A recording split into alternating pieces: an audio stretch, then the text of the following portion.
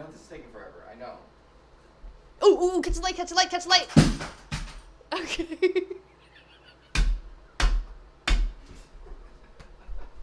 it ruin the shot? I don't care about the light. I think we found our intro. All right, Tory, say something. Remember when we were supposed to have a podcast? Podcast.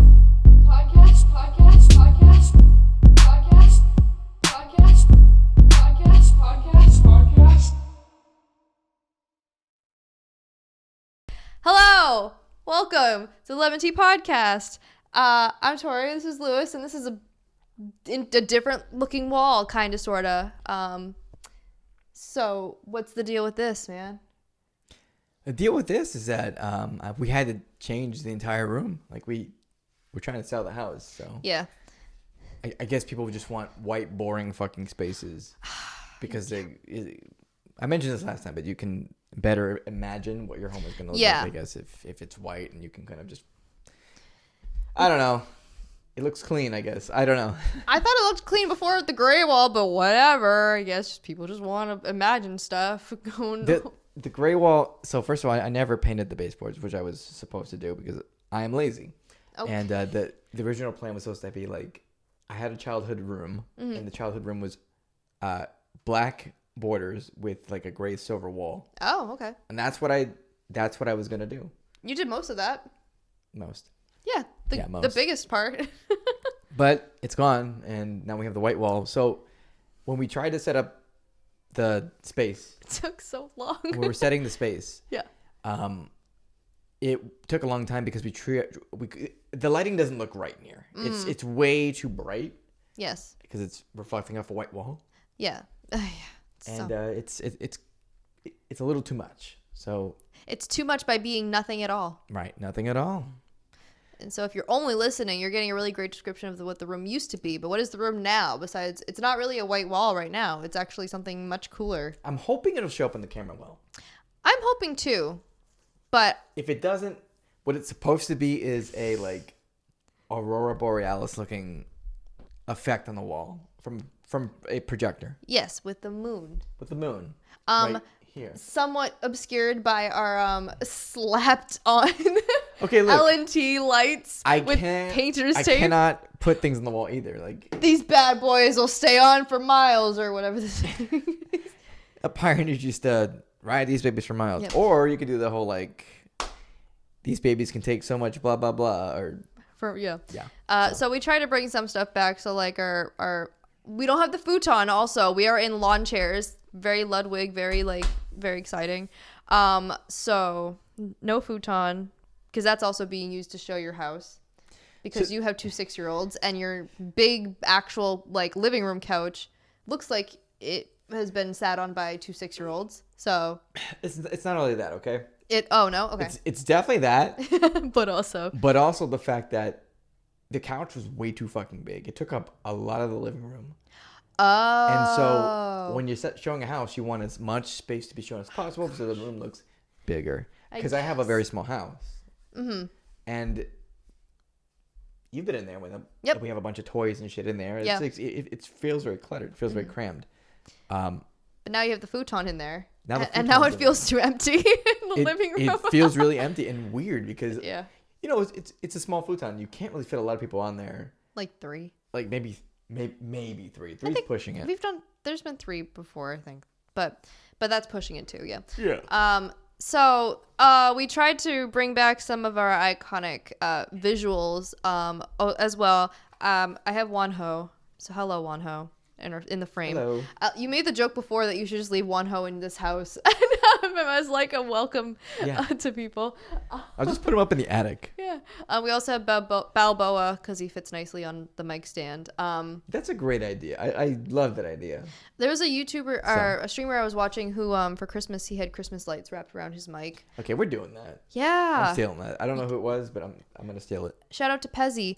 You have lights not in view, but you have Christmas lights too. I love lights, and I think they can be used for anything that isn't holiday-ish. I hope so when we do finally move into the new space and we can dress things up a little bit, I hope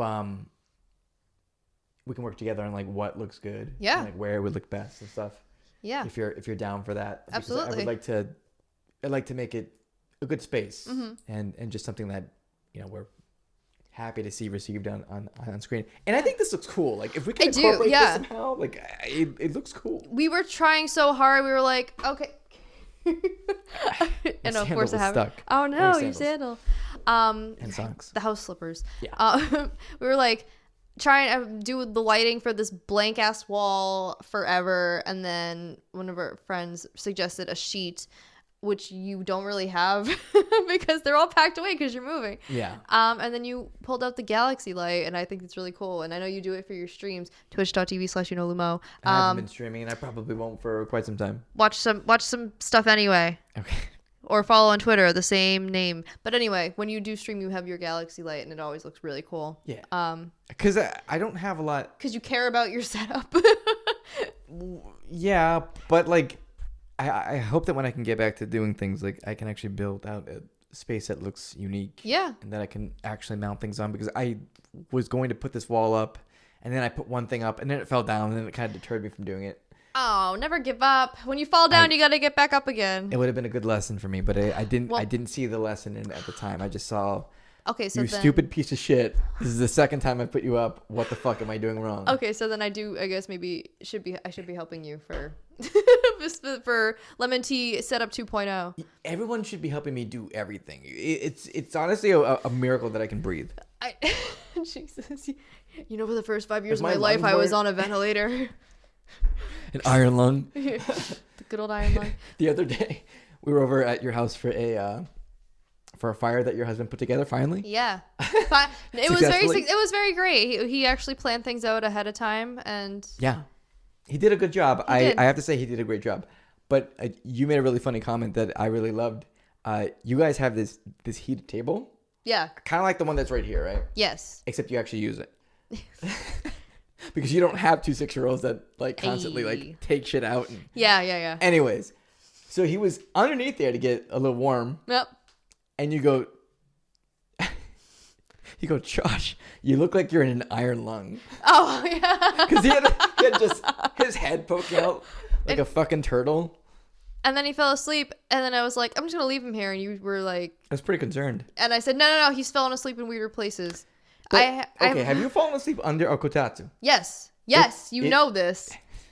Okay, bad example. In Japan, there was in Kyoto in the rental place we were staying at. Yeah, there was the most. I don't even know if it's really luxurious or like what if it was like the best, but it was the best kotatsu ever. It was great. It was so great, and we fell asleep, us two and your wife, all were like we'd just be sitting and be like, oh, it's kind of comfy. I'll just lay down because they had the reclining kotatsu chairs. Yeah. And then you're waking up 2 hours later like, oh, whoops. See, what they had too was the sunken in like... Yeah, the sunken in part where your legs could go. Which is great. That's like... So I can only imagine how good that felt with the heat too. Yeah. We didn't use that because it was 90 degrees and it was... But it was AC, but also it was like, a blanket. Yeah. Which is great. I love that. So anyway, yes, I have fallen asleep under that before. That's true. I remember... Here's a memory that I have distinctly of that trip, okay? Okay. That trip was amazing. Yes. Right?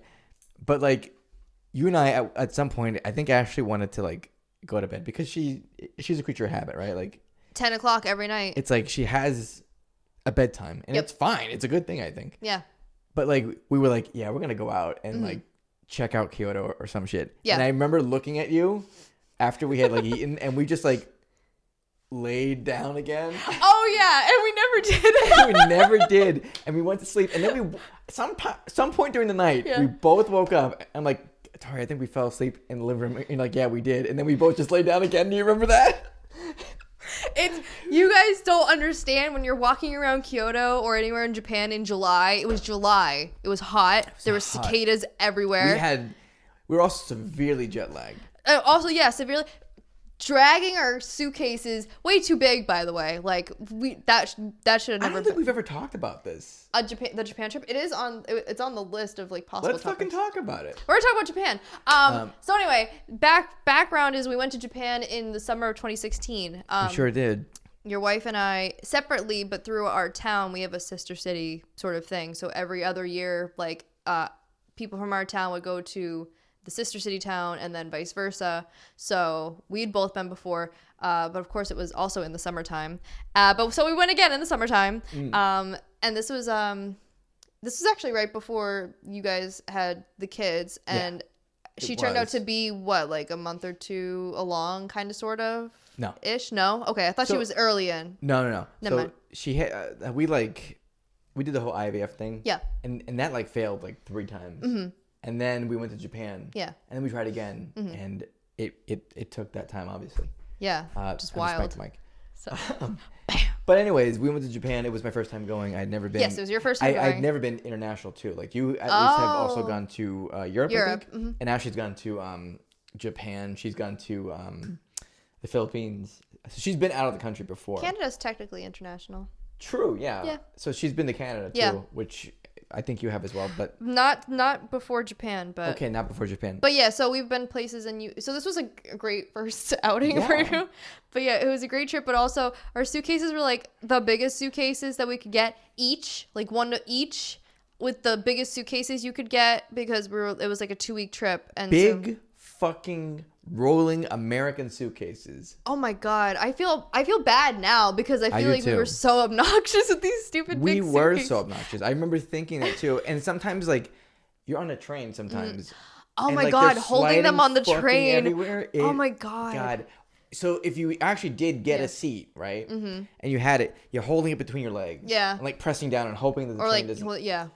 So, foreigner pro tip: don't get the biggest suitcase. Pack lightly. I remember also unpacking after the trip, and I was like, I had 3 outfits I didn't even wear.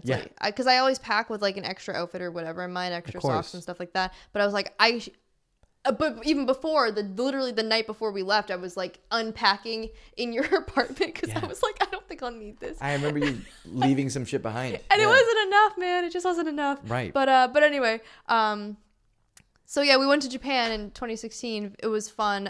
It was just god awful hot because it was summer. It's hot as hell over there. So the Kotatsu at the Kyoto, we went to 3 different towns. And first stop was Kyoto. I distinctly remember the feeling of dragging this stupid big suitcase across the cobblestones to get to our Airbnb. So Kyoto has a lot of old world like charm to it because it used to be the old capital. Yeah, I always compare Kyoto to like Spirited Away. Yeah. So like there's literally a bridge that we could cross over. We were staying in like the older part where there was a lot of like temples and just older buildings and things like that. And you could cross over, and all of a sudden it was like you were in Tokyo. It was like a city, and there were like there was like a round one, I remember.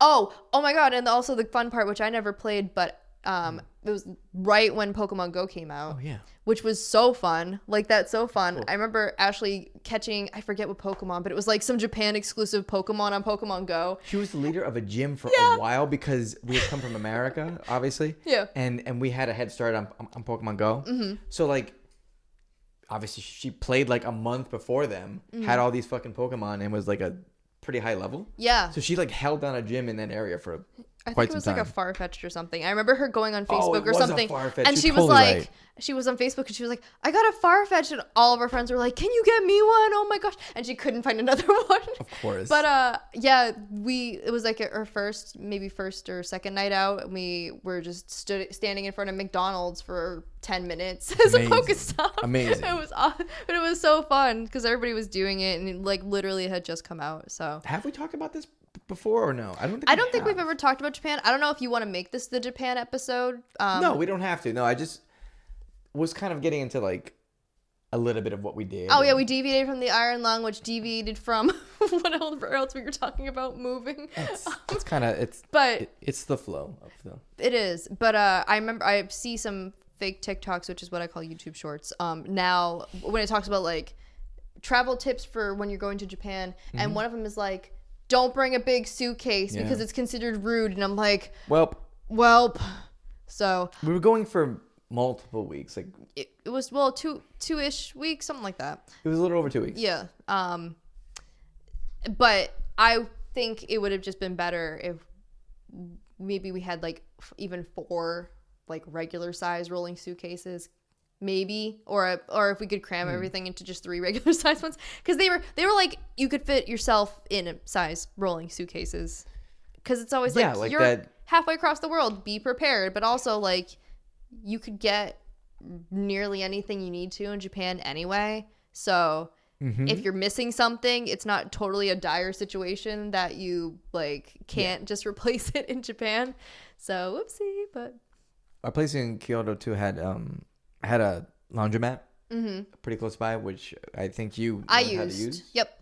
Because the guy left instructions, which was great. Yeah, it was awesome. Also, as a woman, it was the safest I've ever felt walking around at night. It was great. Like, I was literally, like, walking around. I think you guys had gone to sleep, so I took the hotspot because I was just killing time at the laundromat. And I was just walking with my it was, like, the last day of our stay in Kyoto before we went to the next town or to Tokyo or wherever we went. I don't remember. And somewhere. I had a big duffel bag of clothes I needed to wash and the instructions and stuff. And I felt like it was so chill. Like, I felt completely fine. It was great. Can't say that for most other places I've ever been to at night by myself. Yeah. Even here. Yeah. Even here, it's like, maybe not. For the most, I mean, as long as I stay in a place that has, like, good lighting. Yeah, I was just gonna say, like, street lights. Right. But yeah, Japan was great for that. We should definitely dedicate a time to talking about Japan. But the whole point of it was kotatsus are a trap. They are a trap. And the one that me and my husband have configured, which actually was him, he took a wooden table, got a comforter, it was like glass shelving from some, like, TV stand we used to have, used that as a tabletop, and then stuck an electric heater underneath. And bam, kotatsu. Only thing is you just have to make sure that the heater's not too close to the blanket so it doesn't catch on fire. But otherwise, that hasn't happened yet. But oh my gosh, for the winter, we asked for kotatsu chairs for Christmas, and it was awesome. Because kotatsu chairs are like $70. So. They're expensive. So it was like Christmas, perfect. So. But they actually kind of like they're perfect chairs for that. Like like we don't have the kotatsu chairs, but we ought to get one. And so it's an easy thing to kind of makeshift it, but there's nothing that compares to that kotatsu. I have dreams about that kotatsu sometimes. Yeah, I do too. Trust me. It was awesome. It was awesome. So maybe we can dedicate an episode to talking about Japan. That'd be great. But in the meantime, now we're talking about this blank ass wall. You know what was interesting too? Because now all the rooms in your house have been painted white. They have been. Wow, so exciting. But an unintended consequence that you guys found out, or maybe not unintended, maybe you knew already, but because your kids' room already had, like, built-in lights in it that you guys had to take down. Yeah. You found that you had to actually give that or loan that, like, a galaxy light to your kids so they had some sort of, like, makeshift night light. Yeah. I didn't even think of that. It's like, oh yeah, they have had it since they could conjure memories or something. Yeah. So. Those stars. Yeah. Because your wife's a beast and she installed blinking starlights into the ceiling of the kids' room. That was incredible. I know. And I seriously... You want to meet the person who comes in and says, nah, no. Those gotta go. Like, why? They're so cool. And she put so much work into them. So, I mean, she's already got ideas for kids' room 2.0. But I thought that was interesting that, like, your kids were, like... I don't know if scared's the right word, but they didn't like not having a light at night. So yeah, it was very. She's a genius with that kind of stuff. Like, honestly, oh my gosh, yeah. Her creativity is like, everybody's creative, but she has so much. As expected from a cosplayer. Yeah, she has so much ambition and like she understands how to, like, make things go together and how to build it. Like, I don't have any of that, all right? I have no natural inclination to build stuff. Okay. If I have to build stuff, it's going to be Legos. All right. It's going to be like a figurine or some shit, right? There you go, yeah. But, like, building actual, like, lights that go... Nah, not for me. No, thank you. Speaking of building things, I'm sorry for my husband breaking the futon 3 times. Ooh, it was 3 times, huh? Yeah, shit. That's what he said. So... He didn't really break. The arm just came off, right? 3 times. Yeah, because he was leaning. Yeah, so the arm comes off. That's not the problem. The problem was the leg on the back. Oh, it was the leg. Loose. So as long as broken arms and broken legs. Not a big deal. So that futon will probably not survive the move. You don't think that it'll survive with the move and 2 6-year-olds? It's just a placeholder anyway. It's so the prospective buyers can imagine what it's like to have their own futon there. I don't know. So they can see a small little couch and be like, "Oh, look, it's so comfortable. It's so cozy. Like how cute. How cute. And there's so much space, even though there's not. There's not. Anyways, it's buy the my illusion. House. Yeah. Buy our house. Buy his house. Buy my house. But yeah, it'll be fun to set up the podcast area 2.0 and make it better and more strong than before. I guess more strong. Lord, I hope. Huh? I think so. I think it will. Yeah.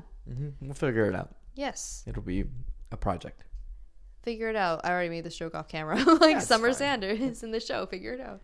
Summer Sanders was a cutie. Babe, yes. I didn't have my fucking... bisexual awakening yet at the time, so I didn't realize, but now I know. She was oh my God, yeah. Mm-hmm. Olympic swimmer. Really? I think that's what her talent was. I don't want to fact check you, but I want to know. Please do. No. Because I also maybe I just want to see Summer Sanders in a swim competition. Go for it. Maybe.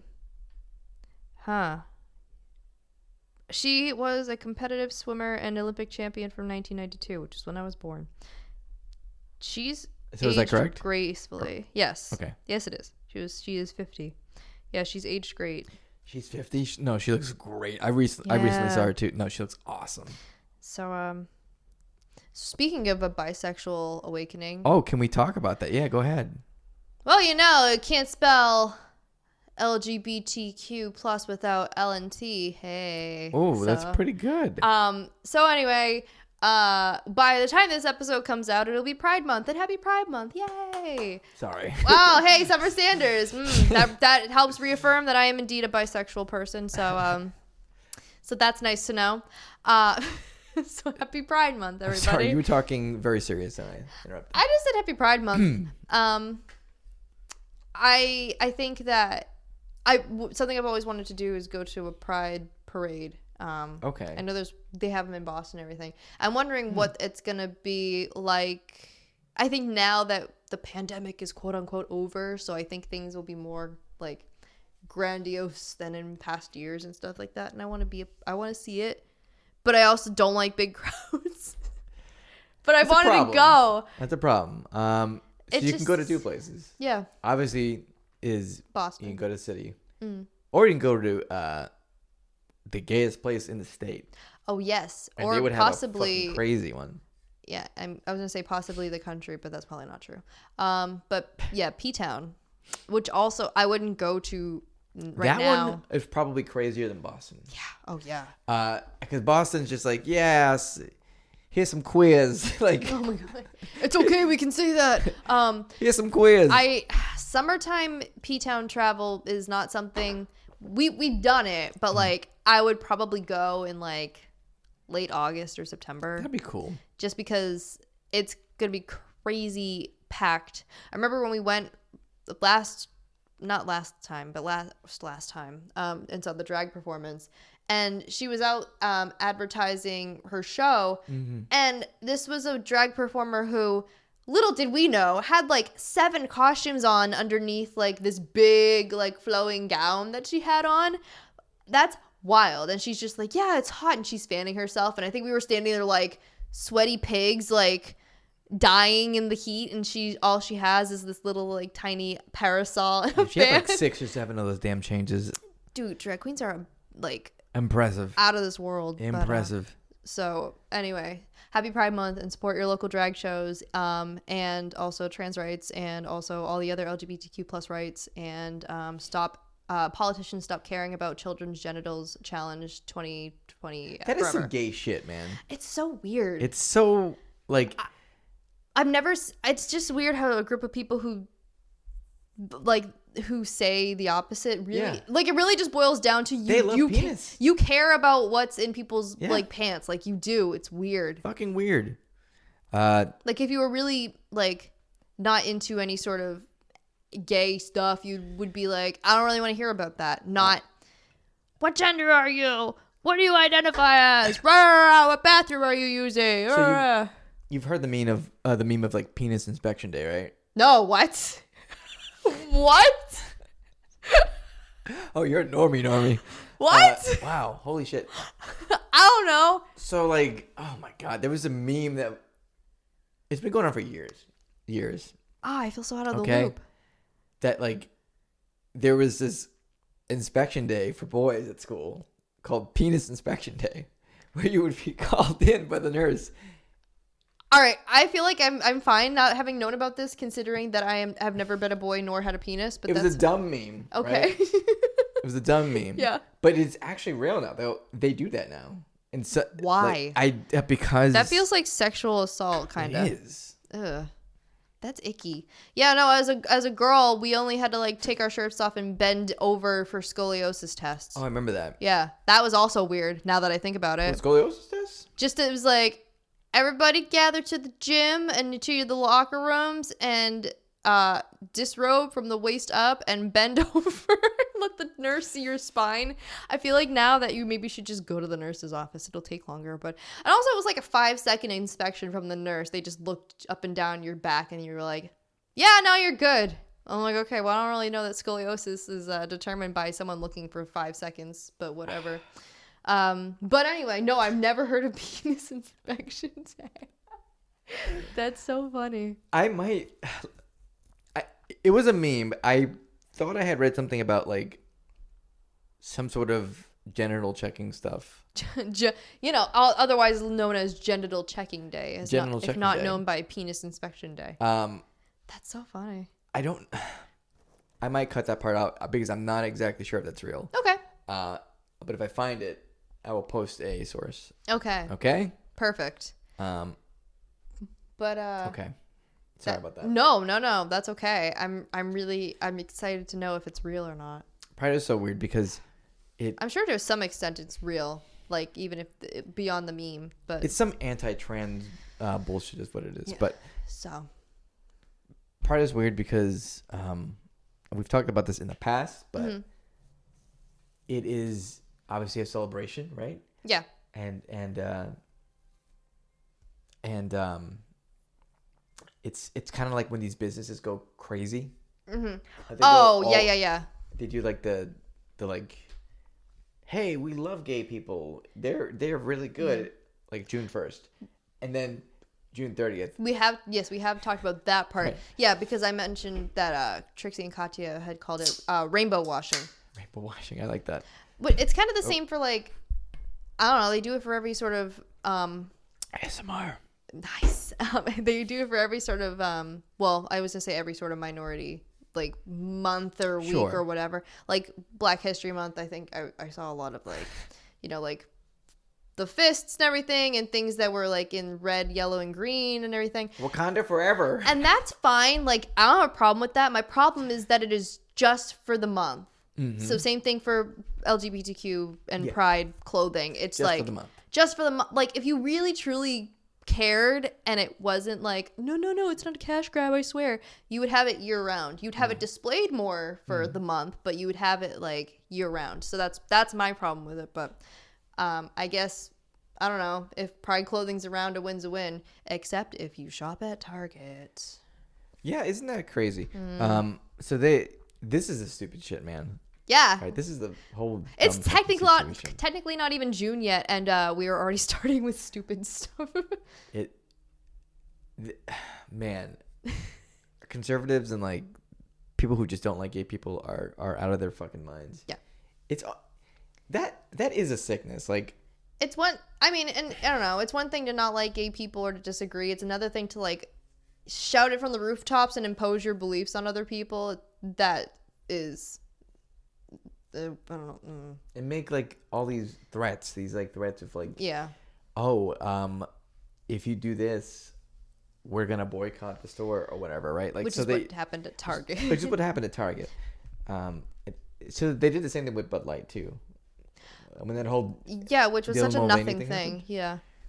Which was a nothing thing. It was, because people were thinking that they were selling like Dylan Mulvaney Bud Lights, and it was just a custom made one for Dylan Mulvaney for one person who was asked to advertise it, which is why people knew about it. But so Target made a bunch of Pride related clothing, including like bottom clothing that had what was it, like tucking? It was like a tuck-friendly swimwear.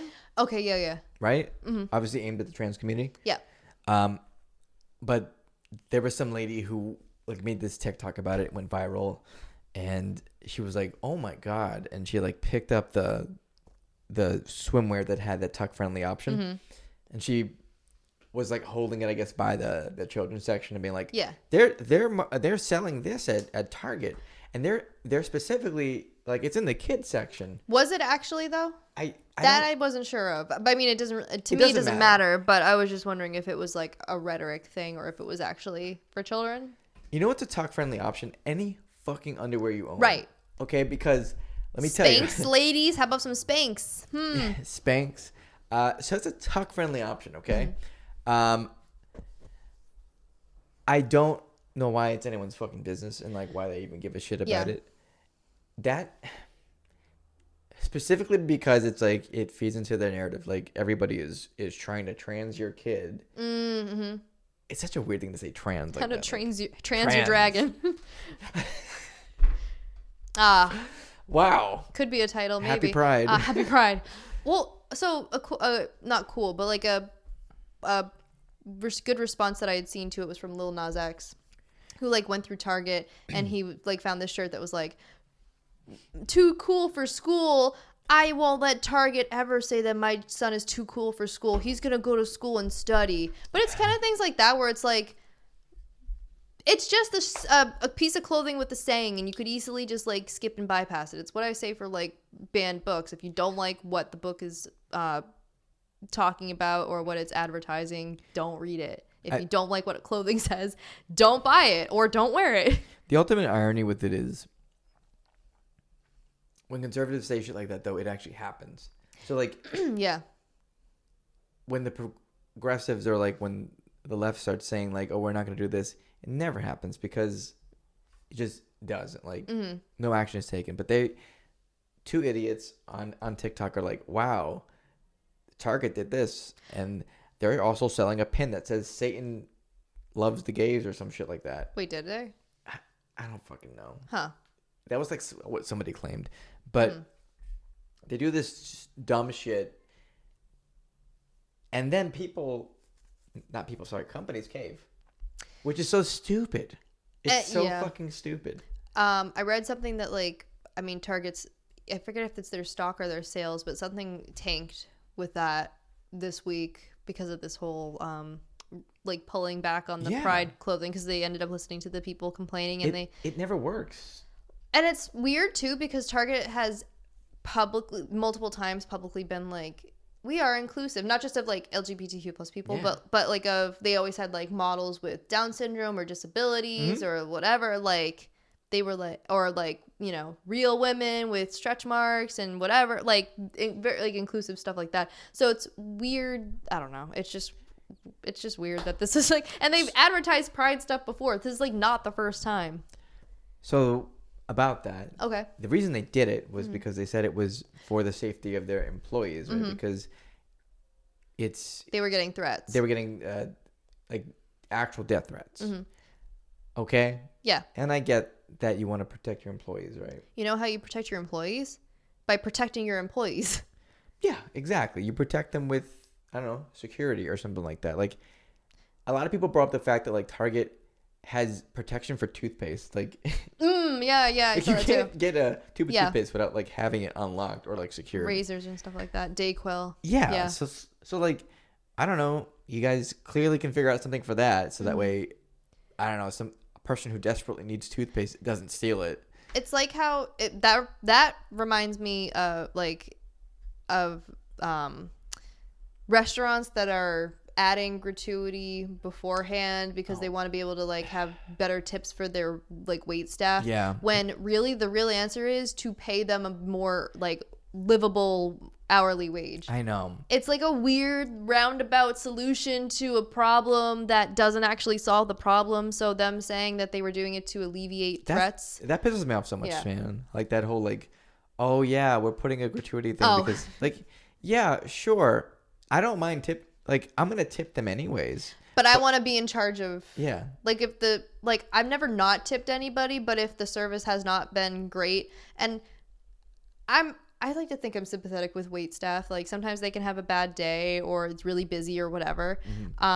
If the food is not great, that's not their fault. I won't take it out on them.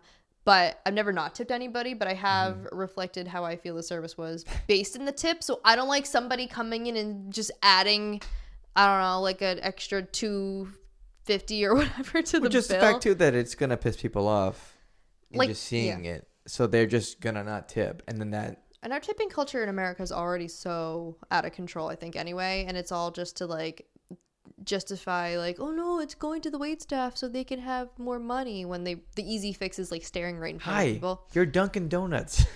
It's you. Hi, you're the problem. It's you. Yes, you have the money. Yeah, but so that's what that response reminded me of. So like, even if it's true, I don't think that the removal of the clothing was the way to go about it. No, that was them having a convenient excuse is what it was. It's I know, I see, I don't entirely agree with that, but I know that I mean, it's a corporation, so I understand the perspective you have with that. I don't trust companies. So like they don't do things because they're I don't do things purely because they want to, or they have like a empathy or like sympathy.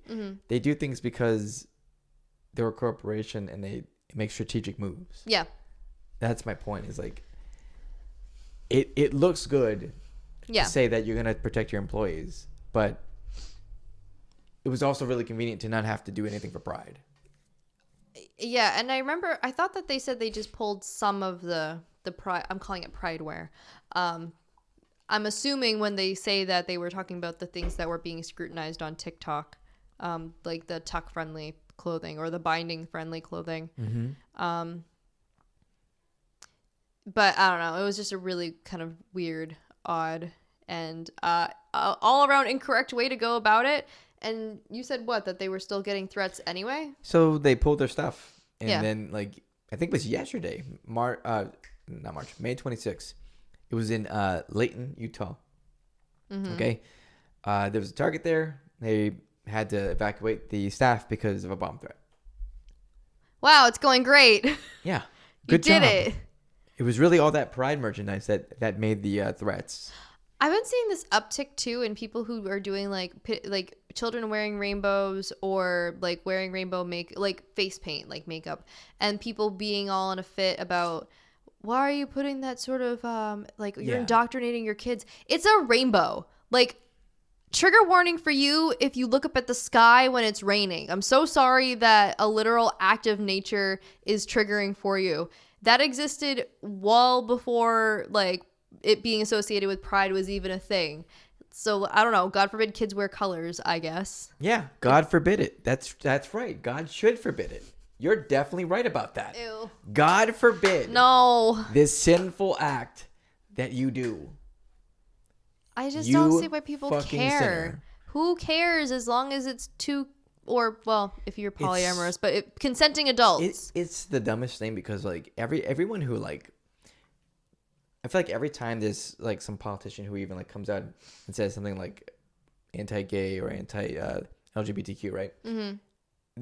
The very like next time they're in the news, it's like gay scandal with so and so. They went to a bathhouse. Oh, yeah. Like it's always that kind of shit. It's like there was a politician not too long ago who like was commenting on this drag queens, I think, like Instagram page, and every comment was like, "You look fine. You look great."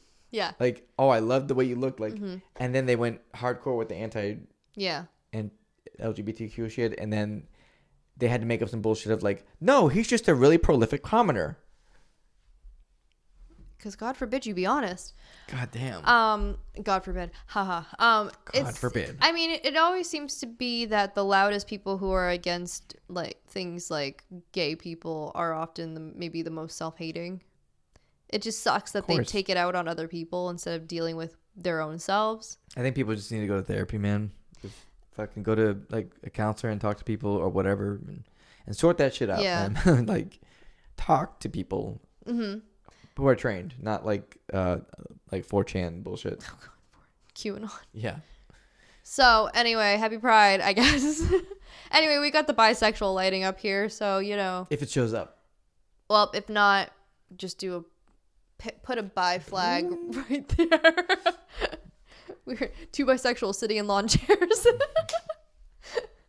So anyway, hopefully we can have a better actual, when Pride Month comes around, a better Pride Month. But if you want to support LGBTQ plus people, do so from like small businesses. Etsy's a great place where I know that Etsy was doing it for like Black-owned businesses, and I think they do something similar for Pride, or like people who are in the LGBTQ community or allies who maybe donate some of it to good causes and everything. There are ways to get some Pride merch without having to feel like you're buying into the corporate shilling of capitalizing on minority holidays for profit. It all feels kind of icky to me. I don't like it, but I don't like the Pride stuff just because I just don't feel like it's. I like it because it's representation, right? Mm-hmm. Yeah. I just wish it was, like you said, representation year round. That was year round, because like it's very clear what you're doing when you put it up on May 31st at 11:59. Yeah. Yeah. Oh my god. You know what I mean? Oh my god. Yeah, I completely forgot all the companies. We talked about this last year too. All the companies that get rid of their rainbow second it becomes July 1st. Rainbow capitalism. Mm-hmm. Yeah. Yeah. So, or you could do what Lewis is doing and just get a rainbow shirt, or a shirt that already has rainbow colors on it that isn't necessarily associated with any sort of Pride corporate marketing, but is just a rainbow shirt. Of Homer Simpson. Perfect. Gay icon, really. He went into a lesbian bar once. He did. Look how much I know about Simpsons. He did. That's all I know. Pretty good. But anyway, so let's talk about something more uplifting. Yeah, that's why I said to do this first. Yeah, just get this negativity out of the way and hope for the best for Pride Month. And if you're going to P-Town or any sort of Pride event, be safe. And also, good luck in that Cape Cod traffic. Yikes. So, what are we talking about next? I'm not really sure. Why? You can do anything. We can do anything? Mm-hmm. All right. Well, how about you went to go see a new movie? Yeah, I went to go see The Little Mermaid. The Little Mermaid. The Little Mermaid. The live action remake of The Little Mermaid with Halle Bailey and Melissa McCarthy. I don't remember anybody. I feel weird about Halle Bailey. Yeah? Because she is very attractive. Mm-hmm. But also, I think I've been watching her in other shows since she was a kid acting. Oh, is she a child actor? Yeah, it just feels really weird to me. Okay. But she's cute. She's this cute girl, and can I just say also, I have never ever understood people who get so bent out of shape by them doing a different race of an actor if it's not pertinent to the story. Thing. So for Aladdin, it would have been weird if they cast a Asian person or East Asian person or a black person for a role from the Middle East, right? Okay. If they're ever to do a Frozen remake, it's in Scandinavia where there's pretty much mostly white people. So that would be maybe something odd as well to me. But it's a mermaid. Mermaids can literally be anything. It doesn't matter what race they are. Black people can't be in Snowland? They could, but I don't know if the time period is don't you do this. I mean, it's not even a real place. It's a fake. It is a fake land. Well, I remember the first Frozen came out and a lot of people were all like, rah, rah, rah, it's only white people. But they were speculating what the time period was too. And there could be people of not white descent in pseudo Scandinavia. But my whole point is that I don't know why people got so bent out of shape with the race. Kind of like how people were mad about Michael B. Jordan being in Fantastic Four because he's black and the original what's his name? Fire guy. What the hell's his name? Whatever. Johnny Storm. It was Johnny Storm. Yes. I thought it was like Johnny Flame. I was like, no. He only controls fire. He says flame on. Flame on. Flame on. People were mad that he was playing who had normally been a white character. People should have been mad that Michael B. Jordan was in a terrible movie. But I digress. I never understood people being mad about Ariel in this iteration being black. Because she's a mermaid. And it doesn't make sense to be mad about that because she's a mermaid. Yeah. So, and then people were making fun of her looks and stuff and everything like that. She looked great. Yeah. She was... I would say, as having not seen it, she was probably the best part of the movie. She was the definite best part of the movie. Just because she was so... she was very enthusiastic. She seemed like she wanted to be there. So you saw it. So I want to hear your... I saw it yesterday with Ash. And, okay. Yeah. I don't like... I'm going to get this out of here right now. Okay. I don't like the live action stuff. I don't like live action remakes. They're generally terrible. I think I said this before, but the only real one that I actually somewhat liked was The Jungle Book. And that was something that I didn't even want to watch. Like, so I saw The Jungle Book. I actually saw it, on the plane ride to Japan. Yes. Where small segue all around Tokyo. I saw it on the ride home. All around Tokyo, we kept hearing a J-pop cover of "I Want to Be Like You." Yeah, we did. We do, which was actually really great. I really like that song. But anyway, I think the difference of the Jungle Book live action remake was, number one, it was like their first live action remake. Okay. Yeah. So it wasn't. I think they were testing the waters, kind of, sort of, with this whole like, should we keep doing live action remakes? And number two, and then they did. It was a very old property. So, the Jungle Book, yeah. And number three, it was a story that could be morphed into some, like, a newer retelling. Like, I don't quite remember the premise of the Jungle Book the 2D version. Do you remember who wrote the book? No. Who was it? You don't even know? I know the last name. Oh, okay. Well, I'll look it up. But anyway. I'm going to say it, and you can, you can tell me if I'm right. All right? Sure, go ahead. I'm probably going to butcher the first name, okay? I keep thinking it's Upton Sinclair, but I don't think that's I think it's this. Is it like Rudyard or something? Yeah, you're right. Yeah. Kipling? Yep. Yeah. Who am I thinking of for Upton Sinclair? Whatever. It was a book called The Jungle by Upton Sinclair. Okay. Whatever. Anyway. Hey, you were in the same ballpark. I was in the same jungle. But I feel like that movie, in the 2D version, it still left room for there to be like this reinterpretation for it to be still the Jungle Book with like the same characters, but it wasn't just like a literal shot by shot like remake of everything. So I think that's why I like that one. Yeah. But all the other ones, like you were saying, just I don't know. They're not good. They're just not good. I never actually watched the Dumbo one, and I don't think I watched. I forgot there was a Dumbo one. Yeah, and I think it was straight to Disney Plus. It had Danny DeVito in it though. That one was that the one that was directed by Tim Burton? I don't know. Probably, yeah. It was either that one or I think it was. I would say it was that one or Pinocchio, but I think it was. I think it was Dumbo. I think it was Dumbo, but I didn't see it, even though it has my boy Danny DeVito in it. I've heard the Cinderella one is pretty good. People liked. Beauty and the Beast. People liked that one as. I actually really like that one. I think it's okay. It's not the worst. Yeah. But the only good thing that come out of that one is a song called Evermore, which is an original song for that iteration. Okay. It's really good. And besides that, I didn't really. I know the story of what's gonna happen. Like right. That takes a lot of it out of it. Yeah, which again is why I think the Jungle Book worked better, because it was sort of the same story, but also sort of different enough. But this Little Mermaid, it's basically the same shit. Yeah, Dumbo, Pinocchio, especially The Lion King, are literally the exact same story. The Lion King one kills me, man. It's entirely too long. It's entirely too. Listen, just go watch Your Movie Sucks. I watched that review so many times. He does a way better job of shitting on that than I do, but he's right. Like, Hell hath no fury like a furry scorns.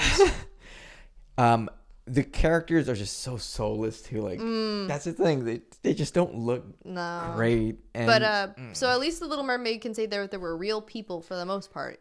Yeah, but But there was a lot of CGI. Anyway, okay, all the sea creatures looked horrible. Like didn't look great. Why couldn't they make Flounder more yellow? They could have. There's yellow fish in the sea. It's this whole thing of like capturing the realism of the animal. It's like Sebastian just looked freaky. So weird. And he was played by Daveed Diggs. Oh yeah. Mm-hmm. Who's also in Hamilton. Oh, I think there's our connection that we're gonna get into. Okay. Yep. Soon. Yep. So they that's the new Sebastian, right? Yep. Pretty sure in the movie too, there's a scene where Ariel is brought onto shore by a fisherman, and I think that is the old Sebastian. Like they were saying voice. That Jodie Benson had a cameo. She did. Yeah. At like near the end. The wedding. Question mark. I don't know. No, they're exploring the town. They're like exploring the town. Oh, and, okay. And she sees she sees a fork, and she's like, "Here!" And it's Jodie Benson. Oh, okay. I kind of like that. Said, yeah. It was cool, and she looked really good. Okay. Tori, let me tell you something. Yeah. Okay.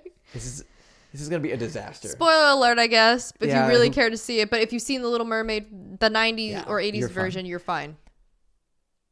First of all, entirely too long still.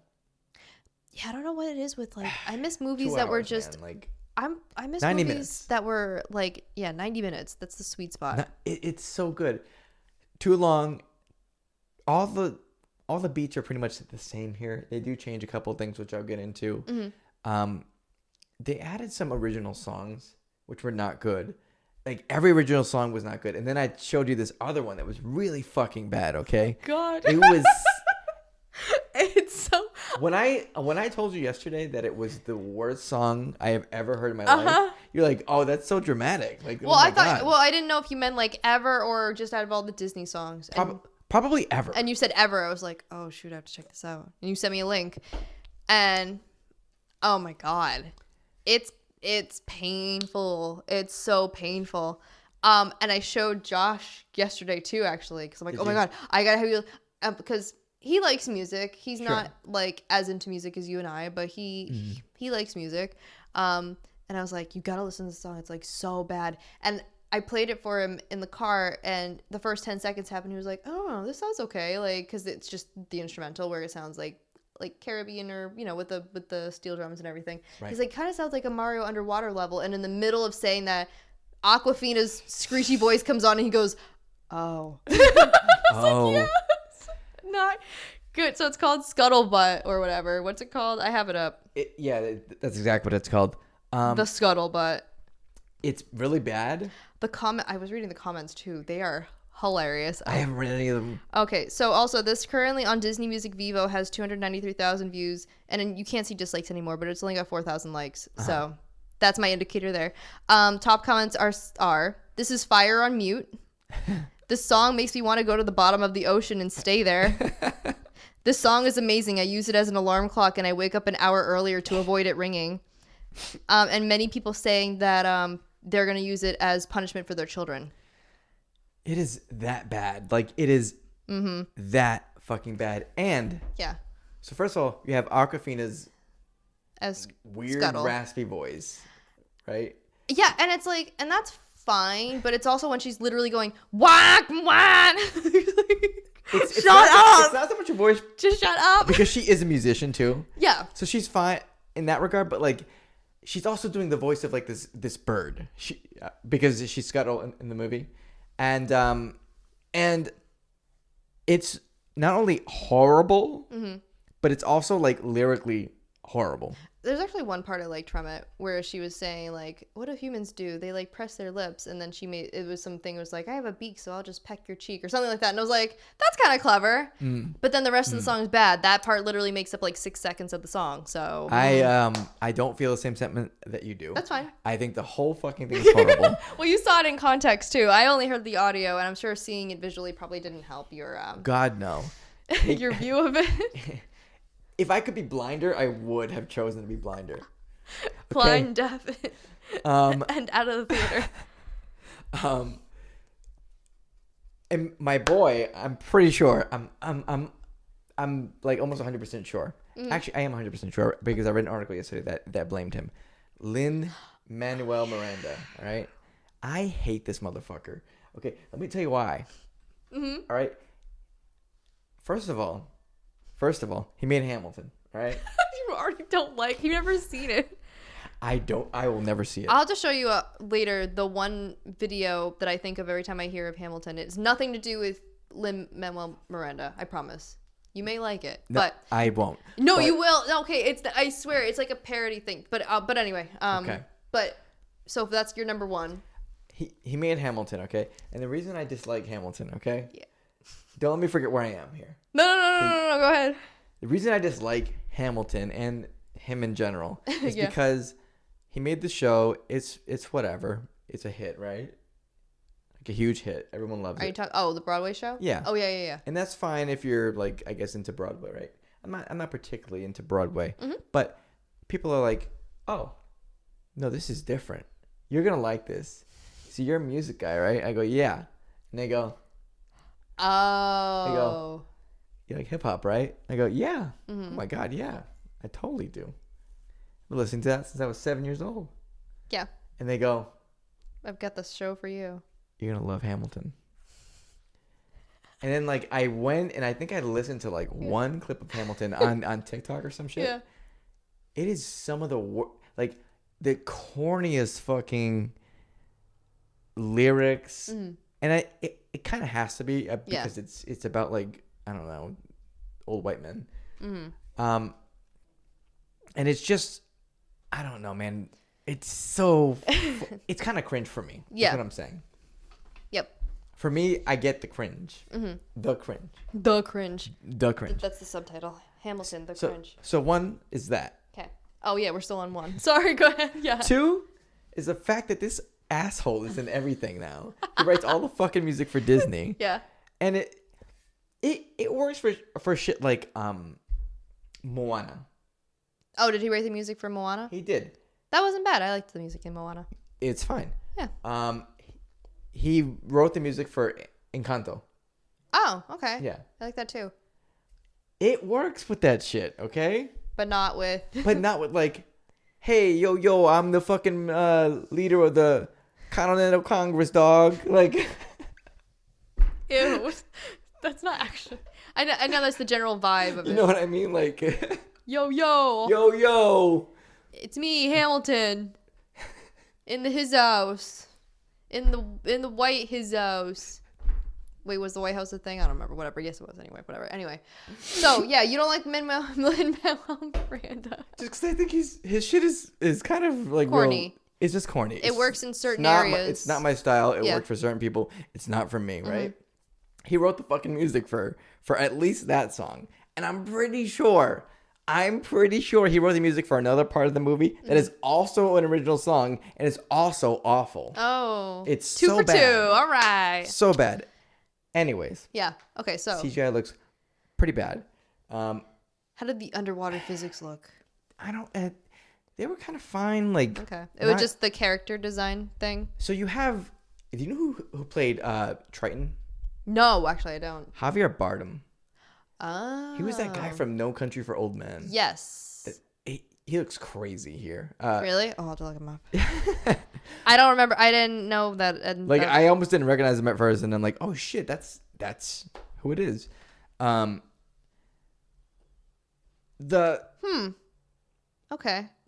Interesting. Right? Also, why would they... I know I was just talking about the casting and everything, but I mean, I guess I have to assume her mother's what, dead or something? Canonically? Yeah, canonically, she's dead. I don't exactly know or like what happened, and I don't care. I just wonder why he couldn't be like a black Triton. I don't know. But whatever. It's fine. Well, anyways, he's Mexican. Okay. Yeah. So, all right. So he looked okay, I guess. Yeah. I was not impressed with how the underwater creatures looked, especially like there's a scene where it's like the infamous under the sea plays or place under the sea song, right? Big song. Yeah. Everyone knows that song. Yep.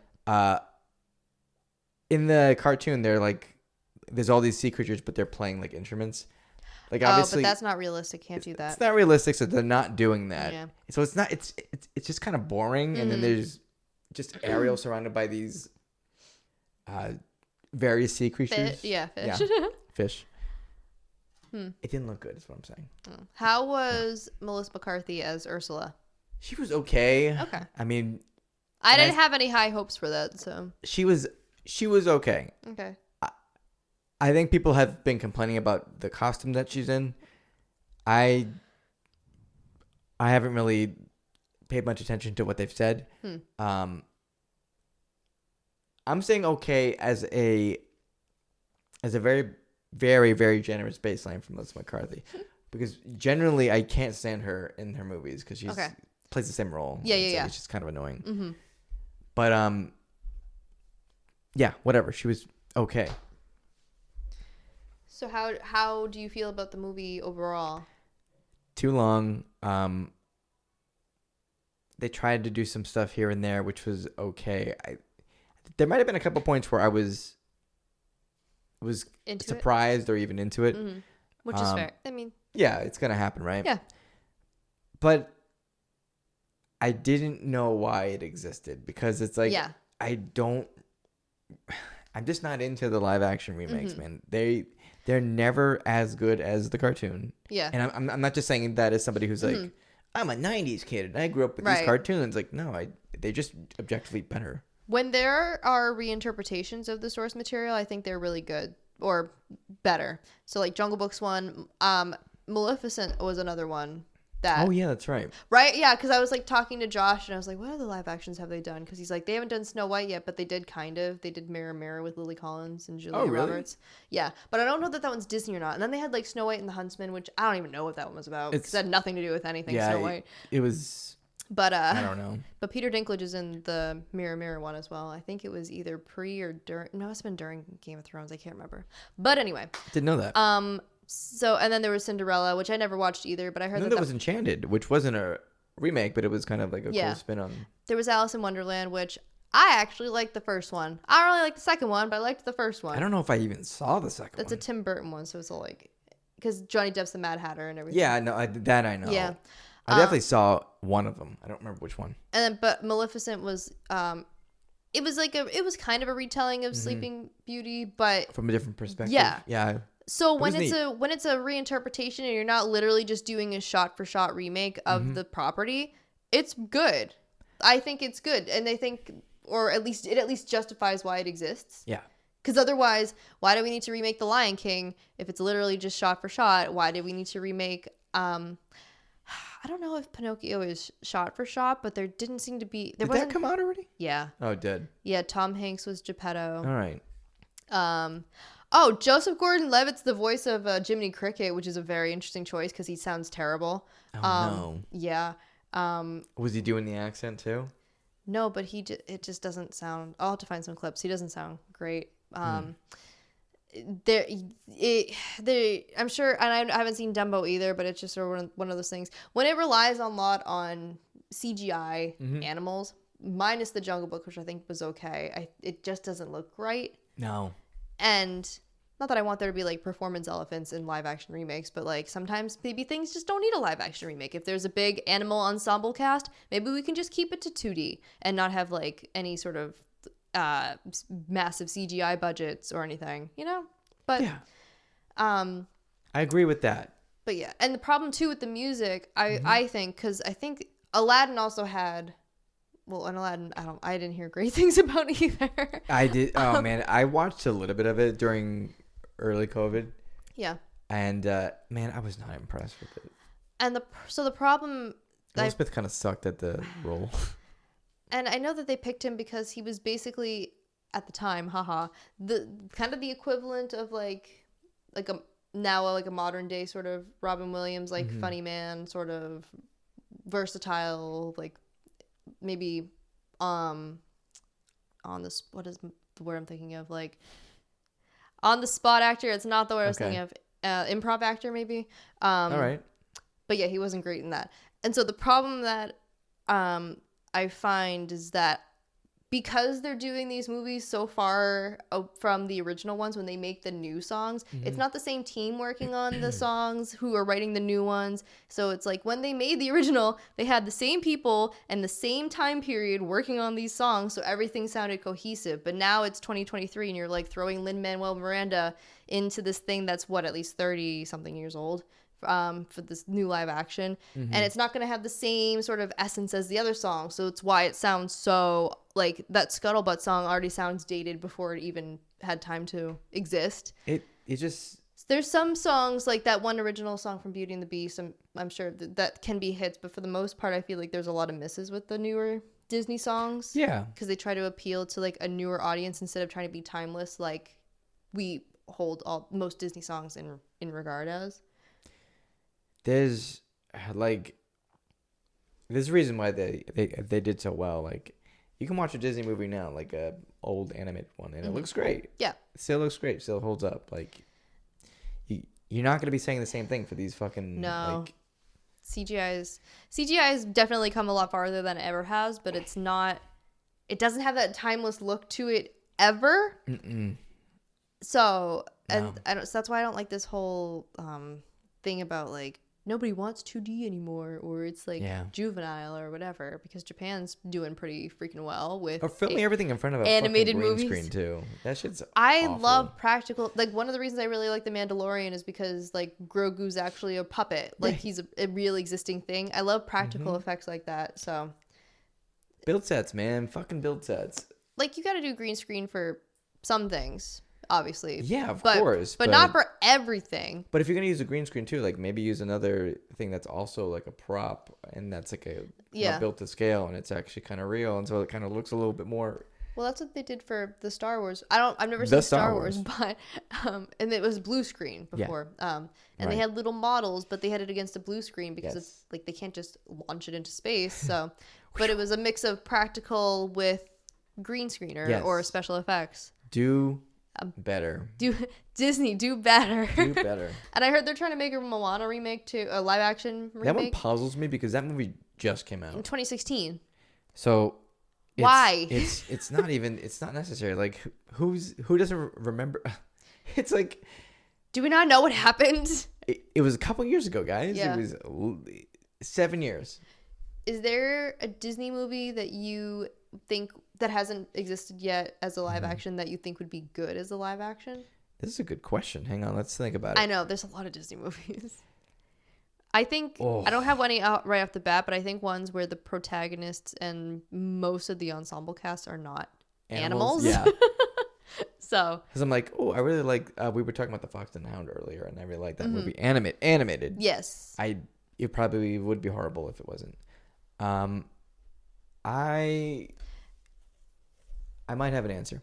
Okay, I might look through some list of Disney movies, but sometimes like anthropomorphic animals, I've yet to be convinced that they should exist as 3D or anything outside of 2D. Ooh, that'd be a good one. Atlantis is like a very underrated movie. Looks good too. Like it's really well drawn and animated. Just don't watch the second one. It's not great. But I haven't watched that one. Wow. But that's I didn't know it existed. Yeah. Atlantis 2. The Hunchback of Notre Dame. I don't even know how they would do that. I'm looking through Disney movies now. I asked this question without being prepared myself, so whoopsie doopsie. Look at that. I had an answer at least. You did have an answer, but I feel like it's pretty easy to not do every single goddamn Disney movie as a live action remake. You don't have to do it. Don't do it. Like, I'll be very sad if they ever are like, we need to make a live action Zootopia or a live action Finding Nemo or something like that. Like, it's just it's too much. What is your favorite Disney movie? Do you have one? Not off the top of my head. Okay.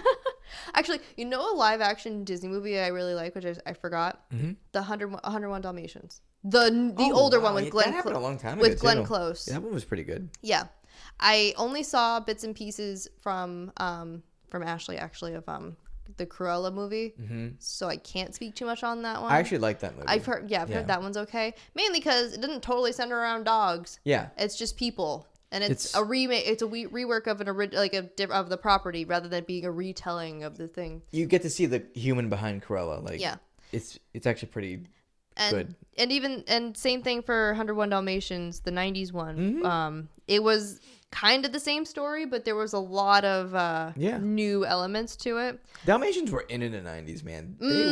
They like them and the Labrador retriever, or not Labrador, Golden Retriever. Oh, Air Bud. Yeah, Air Bud. Are you kidding me?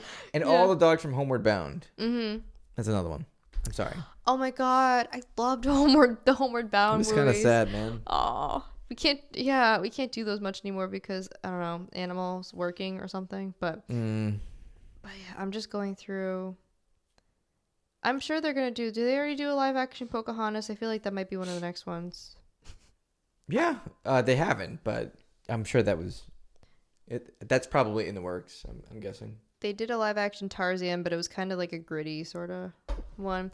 I loved George of the Jungle. I thought that was great. I think that was my favorite role with Brendan Fraser. I think Brendan Fraser needs to reprise his role as George of the Jungle. Oh my god, imagine. But yeah, I'm seeing ones where it's a lot of like sort of animals and stuff. So like Lilo and Stitch. Mm-hmm. Like I don't think that one. They're actually doing Stitch right now. I think it's gonna be probably pretty awful. I haven't seen it. I feel like the only one that might work is Emperor's New Groove if they did as a live action. Oh, Cusco? Yeah. I mean, he's a llama in most of it, but like, you already get the idea that like he kind of looks uncanny because he's literally a human turned into a llama. So yeah. I feel like that part is a little like, you don't have to worry about it looking totally convincing because it's a magic potion that turns him into a llama. It doesn't make sense. It is what it is. So it is what it is. But anyway, so I'm not really oh no. You had to put that picture on. I don't know if it's. I have to like read this, make sure that that's real because that looks awful. It looks pretty bad. He doesn't even have any of the blue spots. He looks like a hairless cat. He does. It looks really bad. And I love hairless cats, but I'm pretty sure that Stitch had hair. But whatever, it's fine. He had something. Do you know about the Lilo and Stitch anime in Japan, where they dubbed it over too in English, where it starts off with Stitch stealing a ship and flying off to Japan because he's sad that Lilo got a boyfriend and kind of ditched Stitch. That's literally the premise. And now there's this, yeah, and and he like gets a new girl sidekick in Japan, and that's literally the whole show. It's so weird. Sounds weird, but I would watch it. It's weird because it's... Have you watched it? I've watched a couple episodes. It's weird because it's like it's like a mix of anime and like the Lilo and Stitch style for all the humans, but it's just like the animated Stitch style for Stitch and the aliens. So it looks kind of odd. And also the dub doesn't have any of the original voice actors anyway, too. So you're just sitting there like, that's not Jumba. But... I don't know. I think... I don't think it's going to be very good. It just needs to stop. Like, just make new, original things. Oh, God. I just realized they already did a Mulan. Oh, God, They did do a Mulan. God. I didn't watch it. I didn't watch it either. Because she was, like, pro-China or anti-Hong Kong or whatever. But Yeah. Okay. But also, like, I don't know. Just stop. Just make original things. Stop. Britney Spears. Yeah. Stop making cash grabs. That's all. Yeah, it's annoying because I just want new original shit. I think most people want new stuff, but they keep making this shit because it's old. People watch it. Like I said before, I'm a whore for nostalgia, right? Like I love nostalgia. But when I've said this before too, when I say I wish this could come back, I don't actually mean it because it's never going to be as good. So I could sit here and be like, I wish they remade Hey Arnold into a series again. And unless they have the show, like the guy who made the show as the showrunner, like there's very specific things that'll make it good. Craig and Bartlett. even then, it's sort of like there was something about the magic of it and me watching it as a child that made it so great to me that I'm not sure if as a jaded adult now I can. I think Arnold is one of the. Well, we'll talk one of the about more that. timeless ones. Let's wait on that a little bit, okay? Okay. All right. But yeah, so anyway, please make original stuff, Disney. Maybe do some 2D again. That'd be pretty rad. That's a great way to cash in on nostalgia. What, 2D? 2D animation. I love 2D animation, man. Me too. Not sponsored by Sony, but could be. Spider-Verse, the new Spider-Verse movie comes out on June 2nd. That's next week. And that's an example of like a reinterpretation for 3D of a story that's been told before, kind of, sort of. Just, the Spider-Verse in general. Oh, I mean the animated one, the one that's... Oh, there's an animated one? I thought you meant like a movie. Oh, that already came out. With the movie, yeah. But it's a sequel to that. Oh, yeah. But it's 3D, kind of, sort of, isn't it? No. No? I mean, it's all animated. But is it 3D animated? I don't think so. I don't know. I don't pay attention. I don't have cable. Is it 3D animated? I don't know. But either way, that's like an example of a good property being used and utilized and doing good things. Good job. Mm-hmm. Anyway. Good job. Yeah, I guess it's a little. Yeah, it's 3D. It's like cell shaded. It's not. Yeah. It's not like. Sorry, it's bubbly 3D. But it's not 2D. My fault. No, it's okay. I thought also when you said that they were making like a 2D animated series show, which they could, but yeah, they could. But anyway, that's our like 40-minute rant about Disney. Would you recommend people go see The Little Mermaid? I know people are gonna go see it regardless, but honestly, I would wait for it to stream. Yeah. If you already have Disney Plus, right? I would wait for it to hit the streaming app because it will. Yeah. It's huge, and eventually it will be on Disney Plus. But I didn't mind spending the money because it was a good time. Yeah. You know, like we spent some good time together, but man. And anytime you see Scuttle come onto the screen, that's a great time to take a bathroom break. If you hear the song start, oh, like the underwater Mario level. Just start. It's a trap. Just run out of the room. Yeah, go to the bathroom. What do you know about Daveed Diggs? Nothing. Okay. Except for apparently that he was in Hamilton. He was. I don't know anything. Never mind. Why? Okay. We're gonna drop it. Anyways. Okay. Anyways, a good segue to this. Okay. Yeah. I think anyways is you were talking about casting and how things were like wrongly cast for like Triton. Right? Yeah. What about casting somebody in a movie that you said wasn't very good called House of Gucci? Oh no. Right? All right. Yeah. So in episode was it 32? I think it was episode 32. Okay. The intro, which was one of my favorite intros that you made, which is why I feel so bad, but I have mistakenly said that Jake Gyllenhaal played a character in a not great movie called House of Gucci, and I mixed it up. It was Jared Leto. Just add that onto his resume of bad choices his manager made for him. But it wasn't Jake Gyllenhaal, so I'm sorry to Jake Gyllenhaal. I got my J's mixed up. So this is my formal apology. Sorry. That's all I got.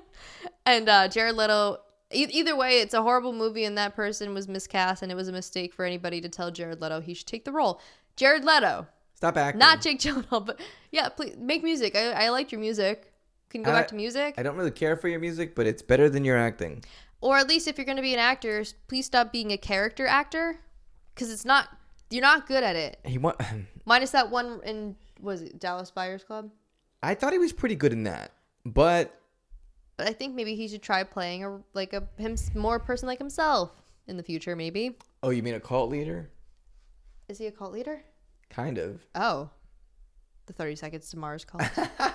I don't know what cult he's leading. All right, listen. Yeah.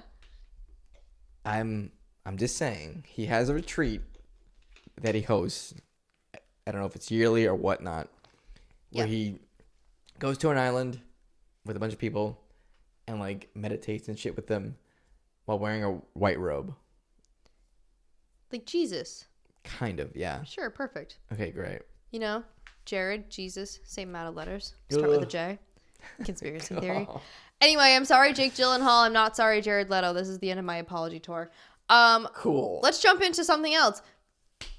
Yeah. Shall we? Go for it. Sure. Not to bore you, but let's talk Stop. K-pop. Play the music. I won't speed it up this time. Okay. We're just gonna let it all play out. Cool. So we did the world's fastest K-pop corner last time. I do actually have stuff to talk about this time. So on the subject of movies, 50/50, who have been getting a lot of notoriety from their song going TikTok viral, Cupid, the the twin version, not to be confused with the original version. Oh, the good one. Which one's the good one? The original? Which one is the good one? I forget what you think. What to say? Just give me a weird look right now. Anyway, I'm not answering that. Anyway, I think both versions are good. So there. They've gotten Very a lot diplomatic. Yeah, they've set new records for like monthly listeners for a new group. They only came out in like November of last year. They're very new. Records for Billboard. And now the Barbie movie released its soundtrack list, and 50/50 is going to release an original song. Isn't that great? With featuring a rapper named Callie, who I do not know, but that's okay. So that's great. How far they've come. 50/50. It's kind of funny too, because I try to listen to like everything K-pop, regardless of how popular the group is. Mm-hmm. And there's a lot. I have like a backlist of stuff I have to listen to. So, but I've done it like that for years, and it was before when I actually was active in my channel, my YouTube channel. Whoopsie. So I wanted to be on the up and up with everything. And I'm happy that groups that aren't from the quote unquote big four are starting to get more attention. Because 50/50 is from a company I've never heard of before. And there's other groups that have come out of, like, G-Friend, who you really like, also came from a company that was unknown as well, before they got bought by BTS's company, who then broke them up because they suck, but whatever. So I'm happy that the little guy is getting more attention. That's basically what my whole point was. But is everybody happy about that? That the little guy's getting attention? Mm-hmm. I don't know. I don't see it as a bad thing. I like diversity in music. It's boring when the same people are like in the forefront and stuff. Oh, I mean, there's no like crazy weirdos like screaming about how nobody gives a fuck about 50/50. No, they had their first. there's this article, this website that translates Korean netizen comments, and one of them was like, because the twin version of Cupid only has 2 of the members singing. They have 2 like rappers, and they're not really in it. So the hate article was like, do they even really need the 2 other girls? And all the comments were like, wow, they're getting really popular. They had their first hate article. It's like, really? It's how you know you've made it, when you have haters. Good Lord. Okay. So haters are their motivators, I guess. But the soundtrack listing and the movie itself too already looks really cool. I was a hater with the idea of the Barbie movie, but it is clearly like a satirical. It's campy. It's a rework. See, when you take an idea and you make it original, it can be pretty good. So I'm excited to. That's a movie I want to see. Is the Barbie movie? Thank you. Yeah. Thank you. I brought it up and you were very lukewarm to it. Super lukewarm. You're like, I guess. I try not to watch movie trailers because they give a lot of things away, but I've been seeing bits and pieces. Like the cat. I was also won over by the cast list where it was like, this Barbie's a something, and then they were like, and this is Ken, and it was funny. I don't know. I like self-aware things like that. So I'm won over by the marketing. So I hope it's good. But I'll watch it. At the very least, the soundtrack and all the people who are on it. 50/50 already. Yes, look, it looks pretty good. So that's awesome. So I'll watch it. And then thanks for sticking with Barbie from the very beginning when I was being a skeptic about it. I never left her side. You never left. Just like her handbag. In her pink convertible. You know, I've seen YouTube compilations too. There's like a 3D Barbie animated, I don't know if it's movie or series, but there's just a lot of like fourth wall breaks or like funny moments within Barbie and things like that make me laugh. Also, how they have her and Ken portrayed in like Toy Story. Mm-hmm. You gotta be aware that like somebody like Barbie who is like, I have 700 jobs and I have time to raise my 2 little sisters or whatever. Yeah. It's a little unrealistic. So once you take the unrealistic part out and you play on it, it makes it more, I think, enjoyable because it's not so serious. So it's gonna be dumb and it's gonna be campy. I love campy. It'll probably be great. Yeah. So I hope it's campy. I love campy.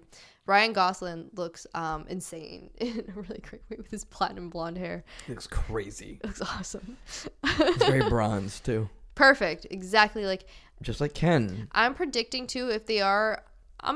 So, like I said, I haven't seen the trailers, so I don't really know what the premise is. I don't know if they're supposed to be dolls. Is that what they're sticking with? Or I don't know. I'm not actually sure. Because if they are sticking with that they're supposed to be dolls, I guarantee that there's going to be a joke about, like, some male doll loses his pants, and it's like, ah ha ha, he has no stuff filling out the trousers. Yeah. So, but I kind of want that. That's Stuff. the kind of campy, like, jokey, funny stuff I like. So Yeah, I'm not sure if they're dolls or if they're real people, just from like an alternate reality or universe, whatever. But we'll see soon. When does it come out? But we'll see soon when it comes out. In, I think July or some shit.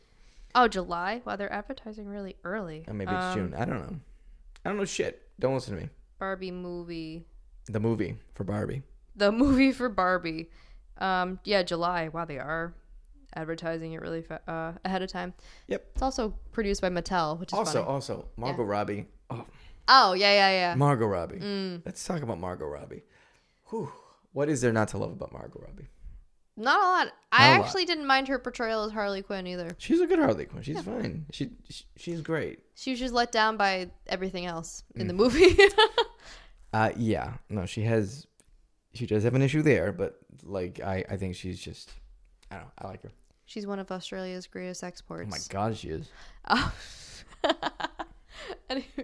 All right. Well, semi-related, because there is an Australian in this next group I'm going to talk about. There's a boy group called N-. What does N- mean? I don't really know. But they're a group. And they just had a comeback. Very informative. Right? Well, sometimes I don't know what some of these K-pop groups are trying to get at. There's like another one called Viction. But I don't know what word is that trying to play off of? Like, Conviction. I guess, like, but I don't know, there's just some where it's like I don't understand, but whatever. And they're very popular. There's a couple of songs of theirs I really like. They just had a comeback called Bite Me. And that's raised some controversy. They are a newer group from a couple years, and the unwritten rule of K-pop is you kind of have to become more senior in order to like talk about certain things more freely, or kind of build up a seniority. And so the problem with them being a newer group is that their choreography, they each dance with the lady. And It's like, right. Yeah, that should be the reaction, right? Koreans are mad. They shouldn't be doing this as a newer group because they dance with somebody? Yeah, they each have like a female partner, and I guess it's like more of like an intense song too. So they like, there's touching and stuff. So it's like breaking this like reputation or illusion of them being like available guys or whatever. This is like the stupidest fucking thing. It's very femcelly in K-pop. It's very this like, oh, you cannot date somebody because you're in the business and you're an idol. Like that's just it's weirdo shit to me. Yeah. Yes, it is.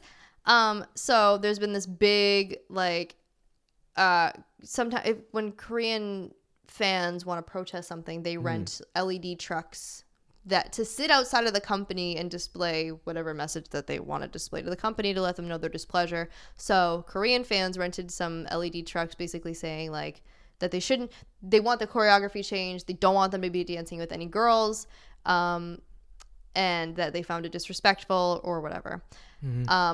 As they're dancers, it's professional. Like these women are literally dancers. They are not dating. They're not dating your oppas, but whatever. So the international fans caught wind of that, and in a very rare move for international fans, sent a counter protest LED truck saying, "We love you and support you, and we love the song," and everything like that. So they are thinking that this whole thing is stupid, because it is, and that's very rare for international fans to actually step up, be logical, which is great. Logical, I say as an international fan.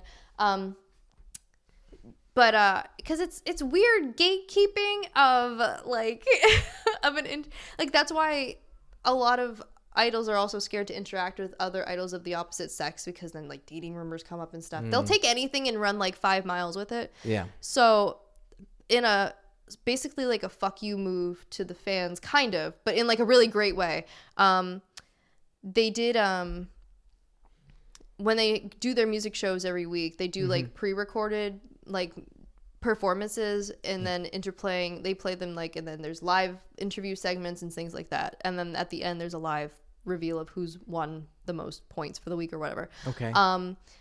So for the pre-recorded, they ended up actually doing 2 versions. So one of them they did without the female dancers, and then they did the twin version. And they did the twin version. Yeah, double the people dancing. So the company, the music show company, posted a thumbnail where it was a pose with just the 7 of them without the dancers. Mm-hmm. But in reality, they actually had the one with the female dancers in that as the video and what they had broadcasted, mm-hmm. which is great. It's just weird to me that like we as a collective, not me personally, or like, I want my, the person I, like the music of to actually sing about love and have it mean something. I want them to experience life. I want them to date. And then to have not even a dating thing come up and everybody getting all pissy about it, it's very weird. And it's part of like, and it's dating's actually become better now. It was pretty bad in Korea. With idols in the early days, you would the idols would get a lot of hate for dating because it's like you're supposed to stay. You break the illusion. You're supposed to stay single because like the fans are my girlfriends. Single and ready to bingo. I love my fans the most or whatever. Mm-hmm. So when it's actually like they're dating somebody and they're like clearly they love this one person the most, fans feel like they've kind of been lied to or cheated or something. It's very delusional and I've never really understood it, but it's a weird side of fandom that happens. Yeah. So I really, really, really hope that they don't change the choreography. I hope they stick to their guns. Because it's just, I don't know. It's such a non-issue that became an issue, and I don't really understand the perspective of Koreans with saying that this group is too new to have just quote unquote earned being able to dance with the opposite sex. It's very strange. But dance with the devil in the pale moonlight. The pale moonlight. I hope this shows up on the thing. Me too. But it'd be good. But yeah, so that's all I had for K-pop stuff was one good thing and one stupid thing. 50-50. Hey, 50-50. So yeah. Thus ends my K-pop corner. Thank you for watching. I stand. Thanks. So we are in the last 10-minute stretch or so. Do you want to do any more 10-minute stretch? What the fuck are you talking about? We have 10 minutes left until we get to our time. No. Yeah. I started at 1:40. Mm-mm. Or at 40. At 40, right? Yeah. So 2 hours would be 2:40. Yeah. Oh god, it's already 2:10. 2:40 with 2 hours. 10 minutes. Wait. Yeah. Wait. 2:20 would be 1:50. 2:30 would be 1:10 was 2:10 right now. 2:20. We're gonna cut this out. We gotta cut this out. 2:20. Okay. Would be 1 hour 40 minutes from when we started at 40 minutes. Okay, and then usually our shows are about 1:50, so we can go to 2:30. We probably should stop short of 2:30. You're real? Why? I edit the fucking videos. Okay. But anyway. What do you want to get into? Do you want to... We're cutting this part out. Anyway, do you want to do some more of the this or that stuff that you had, or what do you want to I don't think I have anything else to talk about, honestly. So pull up your list. Let's do some hard-hitting decision-making. We'll see what happens. 50 or 50. Ooh, the 50-50 game. I go with 50. The 50-50 game. Great. Okay. More this or that's. Okay. I have them. I do have them. Somewhere. Yeah, here we go. Okay. All right, let's do it. All right. All right. Ready? Mm-hmm. It's going to be a hard one for you. No, we're already I thought, okay, fine, whatever, go ahead. You want me to start easy? I'll start easy. No, you've already. No, okay. All right. Easy. Fine, yeah. I'm starting easy. All right, go ahead. Early bird or night owl? I know what I'm picking. I also know what you're picking. I think I've been so conditioned to wake up for work now that I end up inadvertently being an early bird, and I find it hard most times to stay up past midnight. So probably early bird, which I hate. but whatever. What is your obvious answer? I'm a night owl, man. Yeah, after your favorite bird. I stay up too late. Except for last night, I did not stay up late last night. You went to bed before me. Yeah. I did. Wild. Mm-hmm. You early bird. I went to bed. Yeah. Congrats. Glad you went to bed. It'll get progressively harder. You ready? Yep. Queen Elizabeth. Yeah? Can you let me finish? Yes. Queen Elizabeth. All right. Or King Charles. What the hell is this question? I don't know. Queen Elizabeth, I guess. Regarding what? Just them themselves? Who is a better monarch? Who do you imagine would be He's been king for like a week. I don't know. She was the longest reigning one. I'm gonna go Queen Elizabeth. Listen, if you got some better ones to come up with, you can fire away to this or that. Okay. I don't know. Well, yeah. Okay. Who do you? No. Go ahead. So go ahead. Who do you pick? Dun dun dun dun dun dun dun dun dun dun. I'll tell you why I pick what I pick. Okay. Okay. Yep. Because it's gonna seem out of the norm. You're gonna pick Queen Elizabeth? I'm picking Queen Elizabeth. Wow. Queen check. Do you know why? No, I don't know why. Because I think it's extremely funny for this man to wait like 70 years to become king. And I almost wish it would never have happened to him. Yeah. And he would like die before she. Well, he won't be king for long. It's not a threat. It's a promise. Jeez. With his big ass fingers, yeah. Oh my god! It wasn't until you guys pointed it out to me. I had no idea that he's got like, ooh, like that's worrying circulation wise, but yeah. It's gonna explode. Big meaty claws. It's like those ballparks they're individually wrapped that you put in the microwave and they like just. It's like those eggs that people insist on microwaving for a trend. What? There's a hard-boiled egg microwaving trend, and then when you take it out of the microwave, you like try to cut it with a knife and it explodes. That's a trend now. That's so stupid. Right? Isn't it? That's really dumb. Internet. All right. Was a mistake. Yeah. Okay. Mm-hmm. So I'm going with the queen. Queen check. Queen check. Who'd you pick? The queen. All right. Well. I don't know him. I don't know him. I don't know him. All right. Nintendo or Sony? In terms of gaming. Okay. It's funny because I actually today I posted a thing that said to list your 4 games that shaped your childhood. Were they all PlayStation games? All but one. I had DDR, Buster Groove, Crash Bandicoot 2. I don't know why 2, but whatever. And then I had Super Smash Bros. Melee, which was for GameCube. Yeah, that's a great list. I think I ended up inadvertently being a PlayStation kid. Because my cousin owned a Nintendo console, the 64, so we never really played it at home, but the PlayStation was the first like game console for me and my brother. Yeah. And it was funny because it was like in the age of when the ESRB ratings were starting to be a thing, but nobody really knew how to categorize stuff. Like when I was looking up pictures for this Pick 4 Games thing, I forgot that Super Smash Bros. Melee was rated T. Yeah. Which is wild now. Like that seems like a really gross miscategorization. Animated violence. Right. Wow, how horrible. Oof. Meanwhile, my mom bought me this game that I'd never heard of called Fur Fighters. It is like it's stuffed animals, but it's violent. Excuse me? You shoot the crap out of stuffed animals. It's violent. In that way, it's not what I thought the game was gonna be about. Fur Fighters was not what I. I'll find the cover, but it's it was rated T as well, and I think deservedly so. But it's like violent. Teen. I remember the first cutscene is one of the characters says the word "damn," and I was like, "Damn!" I was like 6 or 7. I'm like, "Oh my god, he said the D word." You're a baby. But really though, it's like I don't know. For you, it would be Sony. Right?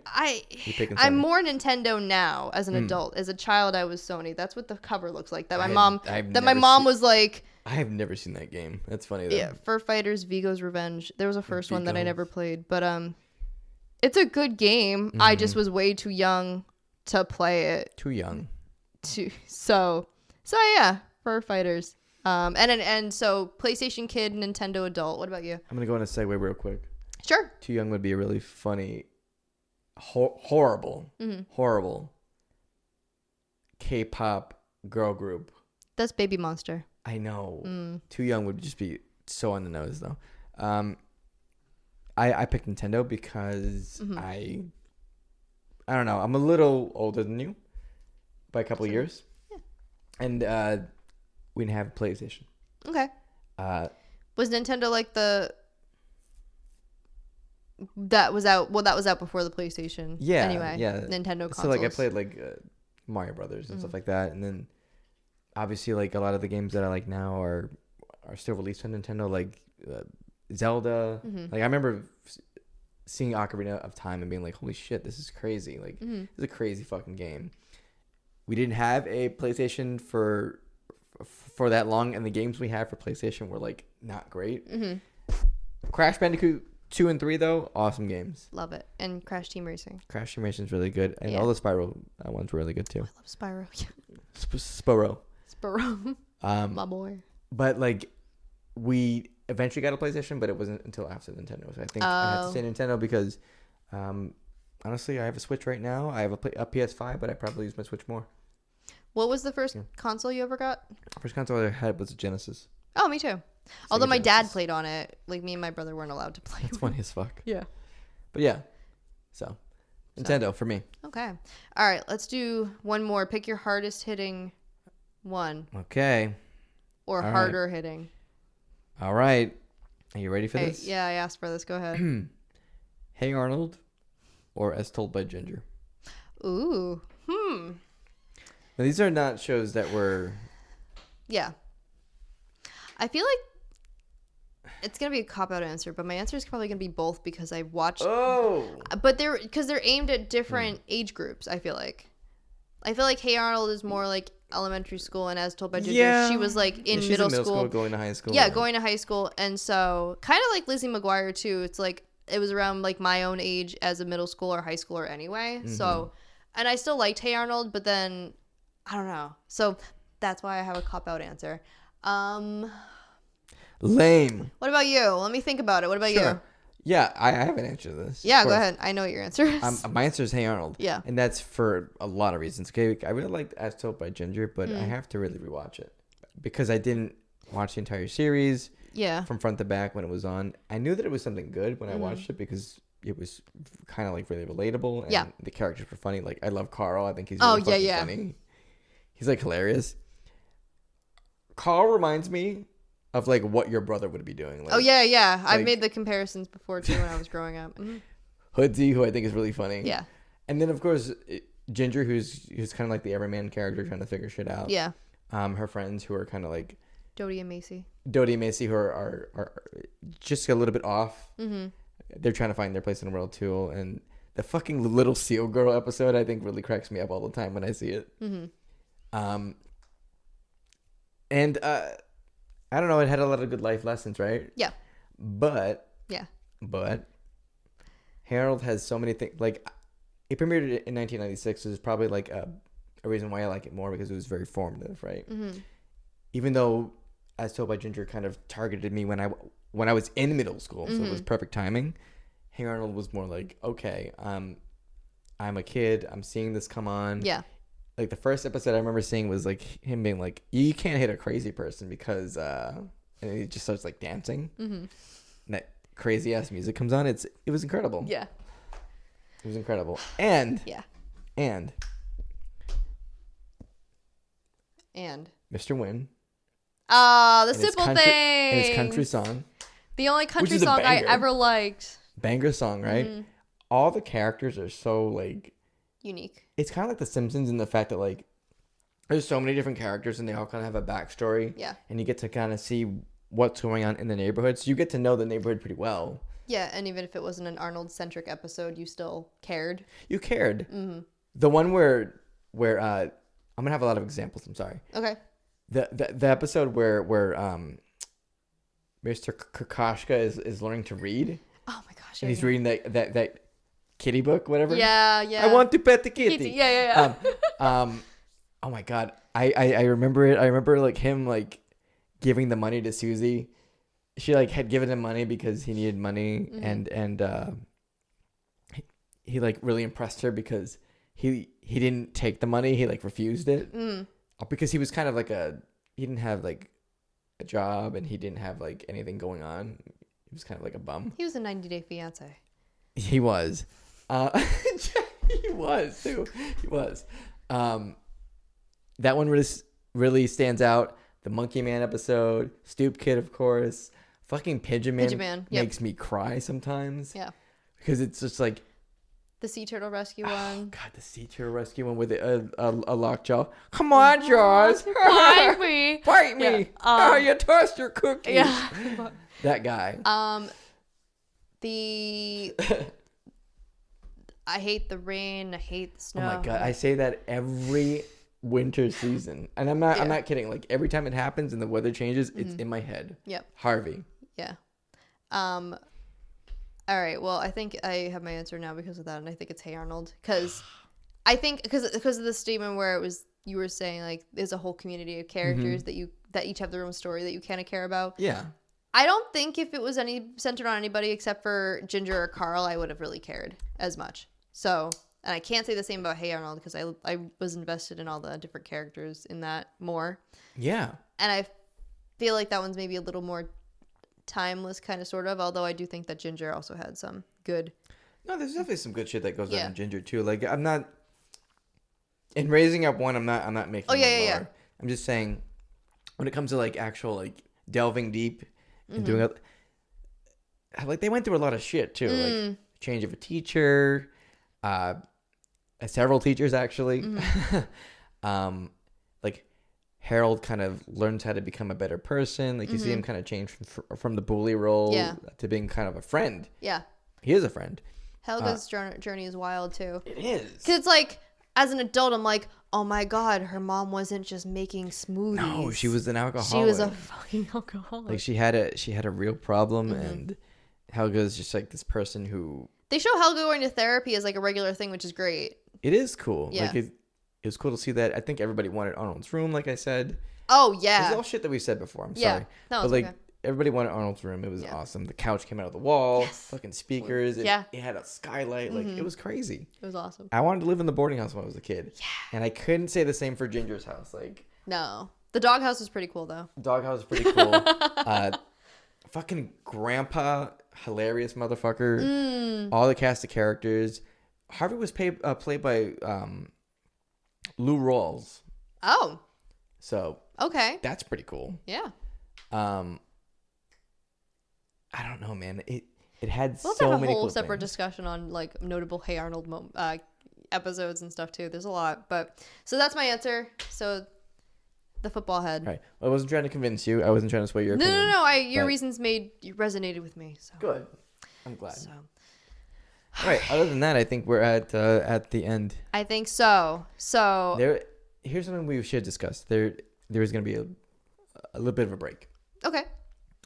Just because I'm moving and a lot of stuff is happening at once. There's a lot of stuff happening. So I need to figure out my life.